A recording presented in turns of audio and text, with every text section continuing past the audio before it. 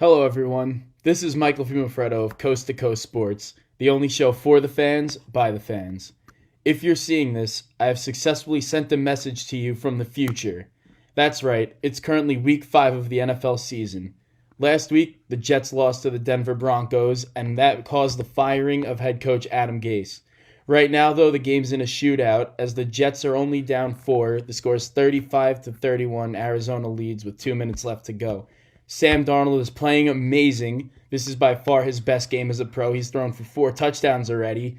And it looks like he just sent one deep to Braxton Berrios. Berrios has it at the 40, down the sideline, to the 20, 10, 5, touchdown! Jets win! Jets win! What a game by Sam Darnold and the Jets!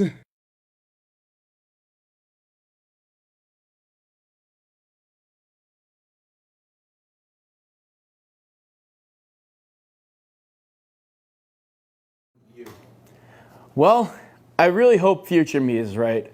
What's up, everyone? I'm Michael Fiumefreddo, and you're watching Coast to Coast Sports, the only talk show for the fans, by the fans. And if future me is correct, that means we're a T-minus 48 hours or so until Adam Tase is no longer the head coach of the Jets. They're 0-3 right now. It's been long enough. He's 7-11 as the head coach of the team. And if the Jets are this bad paper airplane I made while the intro was going on, Adam Tase is going right into the ground with that team. If he didn't see it, fell right next to me.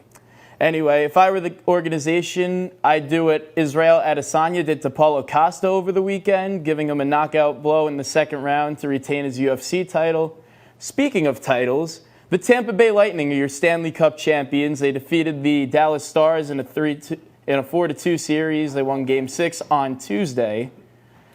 And other news coming from the West Coast, Doc Rivers was mutually parted ways with the Los Angeles Clippers. He is no longer their head coach. I don't think they mutually parted ways. I think we all know what really happened. They got upset by the Denver Nuggets, and a lot of people just basically called for their heads. Anyway, we got a lot of news coming in the NFL season. Week 4 is just set to kick off. But before we get into that, we got some baseball, and the NBA Finals is about to get underway. So I decided, since this is the show for the fans, by the fans, we'd do a little segment that I call By the Fans, which is I'm going to be interviewing myself as a diehard Laker fan and a diehard Miami Heat fan. So let's get into that right now. I'll put on the glasses for my interviewee and for my interviewer, and my fan will not have glasses. So first question to Michael, the Miami Heat diehard fan. Michael, how does it feel playing against your former MVP, LeBron James? Who's that? Oh, you mean the guy that left us after promising us 7 championships and leaving after 2? Yeah, I remember him. I don't think we're going to have a problem with that. We want to crush him in this series. He doesn't deserve this championship. I don't think he deserved the one in Cleveland. I think he should have stayed here with us. But he's not here anymore. Who cares? We got Jimmy Butler. We got Bam Adebayo. We got Tyler Herro. We are going to crush them this series. I'm expecting another Heat championship. Now, Michael, who do you think is your team's playoff MVP? I think it obviously goes to the walking bucket himself, Tyler Herro. I mean, 37 points against the Boston Celtics in that one game. Name another 20-year-old that's doing that. In the Eastern Conference Finals, he went off. And now I think he's a big part of why we're even here in the first place.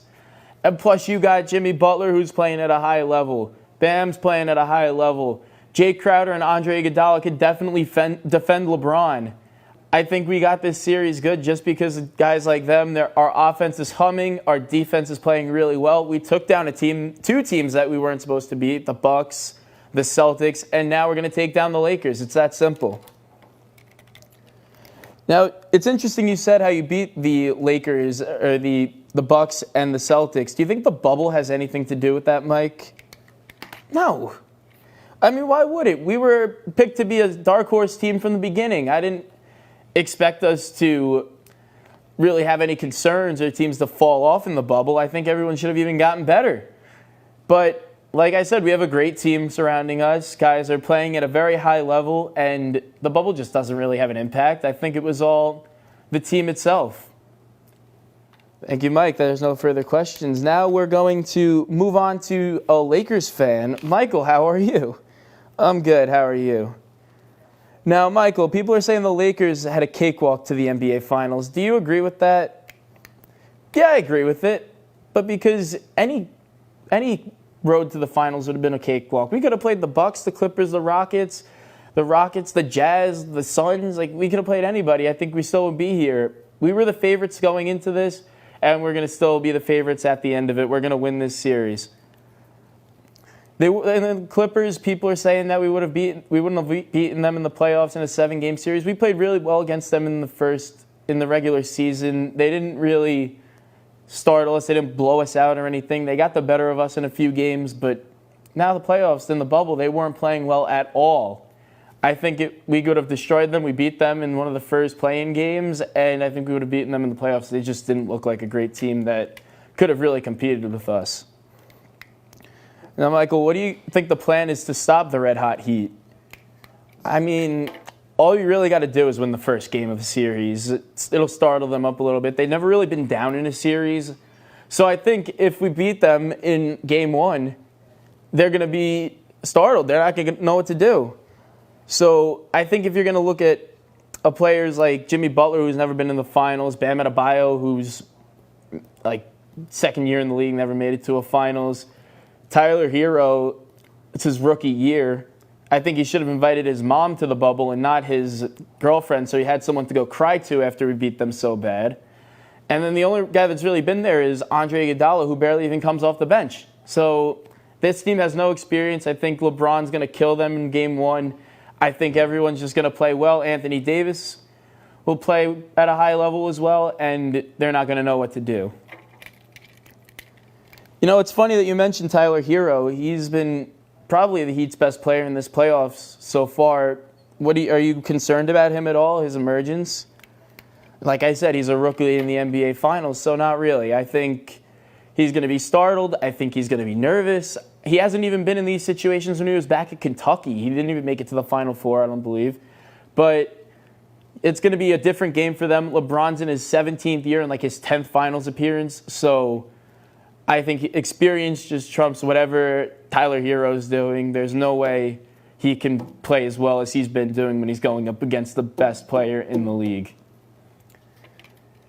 And now, speaking of LeBron James, for our final question here, Mike, do you think that LeBron will win his 4th championship and bring another one back to L.A.?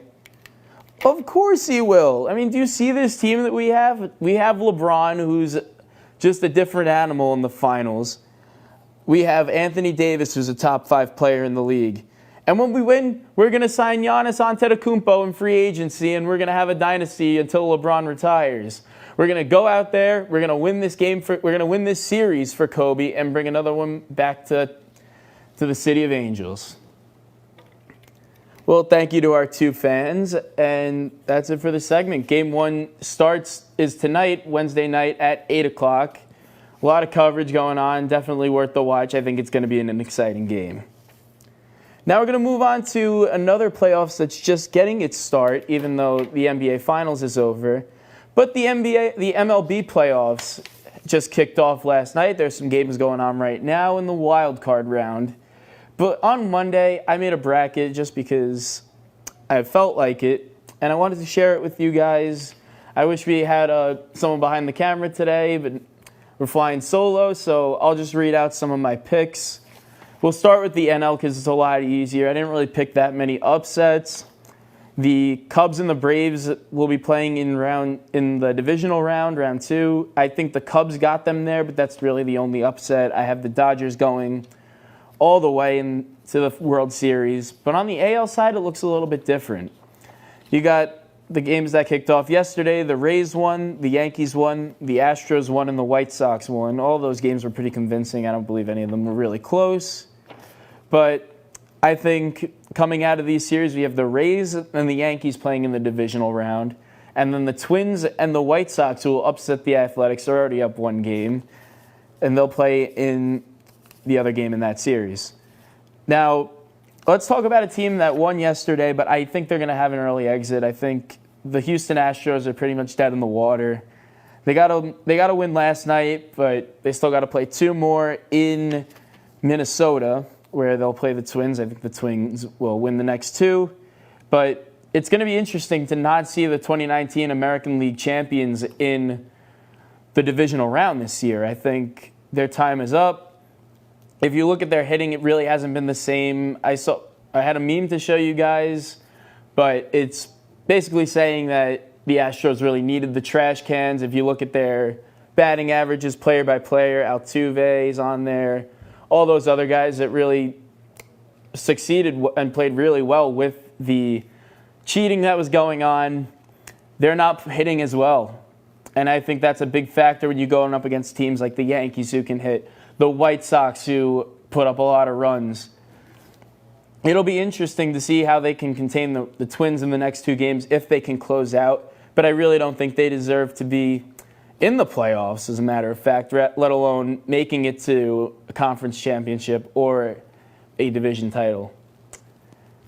Now, surprisingly, I didn't pick either the 1 or the 2 seed or any of the top 4 teams in the AL to make it to the championship in the AL. I have the Yankees playing the White Sox, the 5 seed versus the 7 seed. And baseball's been crazy. I was talking about it with my friends on Sunday night.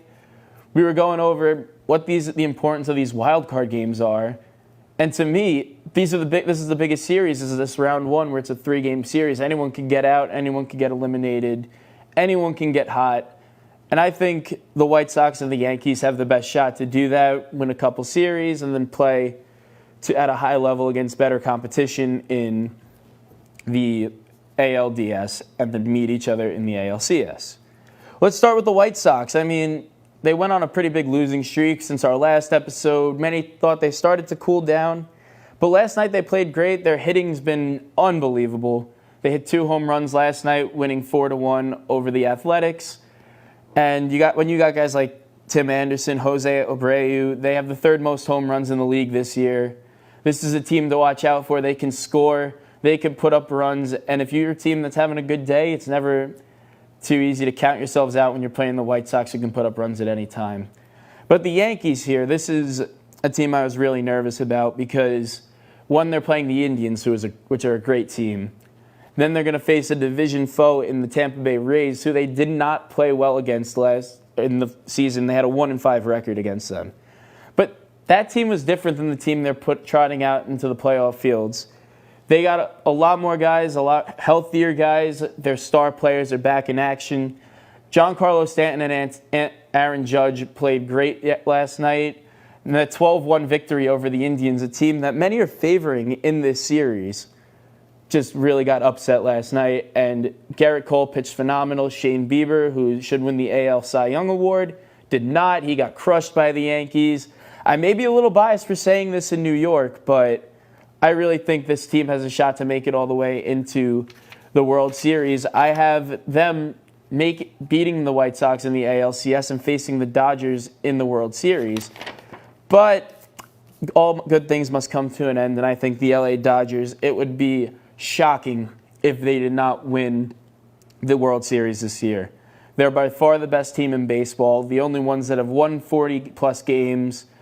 They're top 5 in hitting. They're top 5 in pretty much every statistical category there is ERA-wise.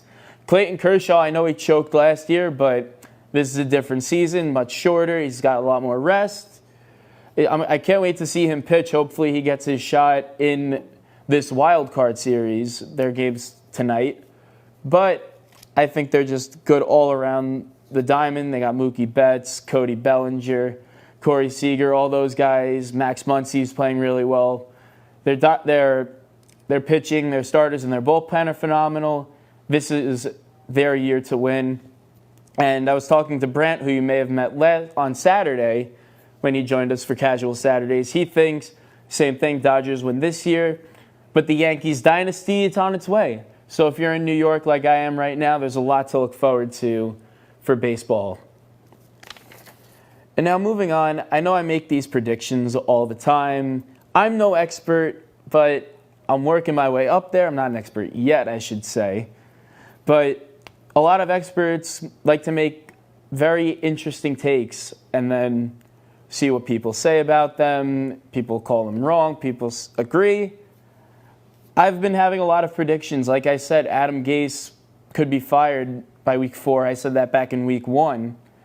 And now it looks like it might actually happen. There's reports coming out that this game's going to be watched very closely by Christopher Johnson and all the guys up there. I think a lot of the other experts out there on ESPN, Fox Sports, they're all saying the same thing. I saw an Instagram post from Colin Cowherd even saying the same thing, that this Broncos game is the last straw unless some miracle happens. If it were up to me, win or lose, he would be gone. I probably would have fired him at the end of last season, to be totally honest. But I'm going to make some football hot takes for week 4, and these are going to be very, very scorching even hot takes. I got 5 of them. We'll get into them. But anyway, this first one's kind of contradicting everything I've been saying about the Jets and the Broncos, but I think the guys that started as opening day backups, I think they'll all go 0-4 this weekend. We got 4 of them starting. Like I said, Jeff Driscoll's playing for the Broncos against the Jets. I think this is a winnable game for the Jets just because Jeff Driscoll didn't look that great. They lost to Tampa Bay. He took 6 sacks. The Jets have been getting to the quarterback, even though their pass rush isn't great. And he only threw for 1 touchdown. He's got a depleted receiving core. And it's always something about Adam Tase. You know, whenever his job's on the line, he rattles off like 7 games and wins all of them. The Jets went 7-9 last year. Let's not forget that. But yeah, if he knows his job's on the line, something just kicks in a different gear, and for some reason the Jets will end up winning this game.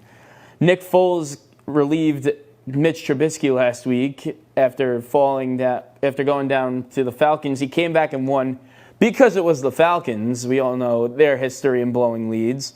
But this Colts defense destroyed the Jets last week. And if they can do that to another bad offense, which I think Nick Foles and the Bears offense is, they've been playing well. They're 3-0. But this offense isn't entirely there. And yeah, Nick Foles just beat the Falcons. I wouldn't call that an accomplishment like his Super Bowl win. But moving on, Justin Herbert's 0-2 right now as a starter. He's playing the Buccaneers, who did very well against Jeff Driscoll last week. I don't think he's at that level where he can keep up with Tom Brady yet. So he'd have to really play it probably his best game as a pro if he wants to do that. And he hasn't really been there in close games. He's lost 2 by about a touchdown. That Chiefs game went into overtime, and then he almost let it come back against the Carolina Panthers last week. But I think if he needs to learn how to play in those games as a starting quarterback in the NFL. And then Nick Mullins, he's the 49ers quarterback right now. He can win some games, but this is an Eagles team that knows they need to start winning or it's going to get ugly. His defense is depleted. His offense is depleted. This doesn't look like a game he can win. If I were a betting man, me and my friend were actually talking about this. We're thinking about putting a parlay on these 4 teams. So it would be the Jets, the Colts, the Buccaneers, and the Eagles. Get pretty decent payout, but we'll see how it goes. Leave a like in the comment section if you think that's a bet we should take. Risk a little bit of money. Why not? It's all for good fun. Moving on, I think, to my next hot take, I think 5 different Seahawks receivers are going to catch a touchdown pass in this game against the Dolphins. Russell Wilson has been cooking. He's making Sunday dinner in my kitchen. That's how good he's been playing. He's thrown touchdown passes to 7 different players already. DK Metcalf and Tyler Lockett are basically shoo-ins at this point. Did you see Tyler Lockett last week? I know I did. He was on my fantasy team, got another W. We're 2-1 on the year, so hopefully he keeps that up. But Chris Carson's not going to be in this game, so they're going to look to do a split backfield kind of with Carlos Hyde and Travis Homer. So I I could see them catching maybe a touchdown pass or two between the two of them. And then you can't count out guys like David Moore, who's a deep threat. Tight ends Jacob Hollister, Will Dissly, and Greg Olsen are always there. They like to use different sets, move those guys around. So there's about 7 receivers on this team that can catch a touchdown in this game. If Fitzpatrick can do what he did last week against the Jaguars and keep the Dolphins in this game, it could be high pacing. I think that has a great shot of actually happening. 5 different receivers catching touchdown passes for the likely MVP, Russell Wilson. But a quarterback that I don't think is going to have a great game is Baker Mayfield of the Cleveland Browns. I think he's going to have more interceptions this week than he will touchdown passes. And let me tell you why. He's got 5 touchdowns on the year through 3 games and only 2 interceptions. Decent stats, maybe for about 2 games, not a third. But I looked at his passing attempts numbers. He's only thrown 83 this year, which is, among quarterbacks that have played all 3 games this season, is second to last. Only Kirk Cousins has less, and we know how Mike Zimmer does not trust him at all. I wouldn't hand him a $20. Mike Zimmer wouldn't hand Kirk Cousins a $20 bill and say, give this to the guy next to you. But, yeah, this is a game against the Dallas Cowboys who are putting up points. Dak Prescott's throwing the ball to his multitude of weapons.